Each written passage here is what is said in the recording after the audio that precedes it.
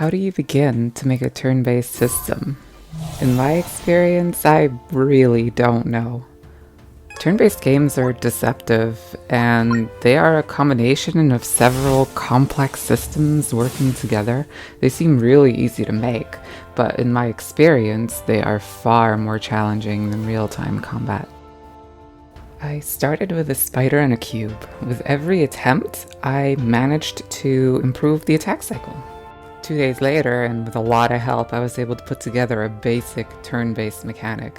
This was a huge victory for me at the time, but there was really nothing there. No math, no elemental damage, no defense, no equipment or experience points, no way to exit combat, barely a UI. You had to guess whose turn it was going to be, and if you did defeat an enemy, you could still kind of attack the empty space they left behind. There was no retargeting logic, and the AI was so random, it really wasn't a game. So I wanted to make a system where characters move up a bar, and then when they are ready, you can choose an attack, and then that attack would take a bit of time. I basically started making the bar, and it was ugly, and I was super proud of it at the time. I ended up creating a system with 4 bars, not that much longer. Not only that, but enemies could actually interrupt the player while they were casting a spell. There were a lot of challenges, so I was really proud of that mechanic, but really there were a lot of little things kind of keeping me back, holding me back. One of the most surprising things at the time was that my game would drop frames whenever damage numbers would show on screen. So I had to learn how to use pooling to minimize the impact on performance. With the basic system set up, I tried to come up with other ways to make things more engaging. I made little button prompts for Amaris, so whenever she tried to cast a spell, she would do extra damage. And about a month and a half in, I started adding buffs and debuffs. It started with haste and stop, which modified your animation speed. Blind creates a dark cloud over the character's face.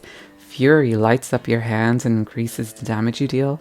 Soul Wound punishes you for attacking, but my favorite one is Overcharge, which repeats a spell that you just cast for a small damage penalty.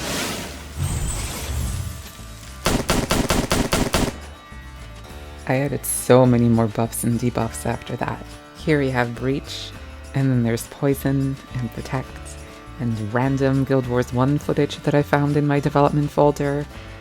There's so much more to building a turn-based RPG than I realized. I would add elemental damage types with immunities and resists and weaknesses. And then when someone gets hit, they are temporarily stunned, which keeps them from possibly completing an action.